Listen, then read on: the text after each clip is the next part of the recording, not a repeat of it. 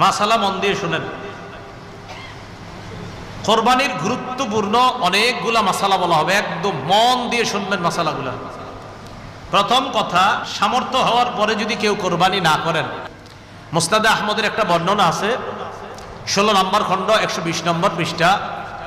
রাসূলুল্লাহ সাল্লাল্লাহু আলাইহি সাল্লাম বলেন, মান ওয়াজাদা সাআ, কারো যদি সামর্থ্য থাকে, থাকার পরেও আলাম ইউদাহি, সে কোরবানি দেয় না, সামর্থ্য আছে কোরবানি দেয় না, ফালা ইয়াকরাবান্না মুসাল্লানা, সে যেন আমাদের ঈদগাহে না আসে। রাসূলুল্লাহ সাল্লাল্লাহু আলাইহি সাল্লাম বলেন, সামর্থ্য থাকার পর যদি কেউ কোরবানি না দেয়, সে যেন আমাদের ঈদগাহে না আসে। এখন কোরবানি কার উপর ওয়াজিব, খুব মন দিয়ে শুনবো আমরা। প্রাপ্তবয়স্ক সুস্থ মস্তিষ্ক সম্পন্ন ব্যক্তি, প্রাপ্তবয়স্ক সুস্থ মস্তিষ্ক সম্পন্ন ব্যক্তি, সে যদি নেশাব পরিমাণ মালের মালিক হয়, তার উপর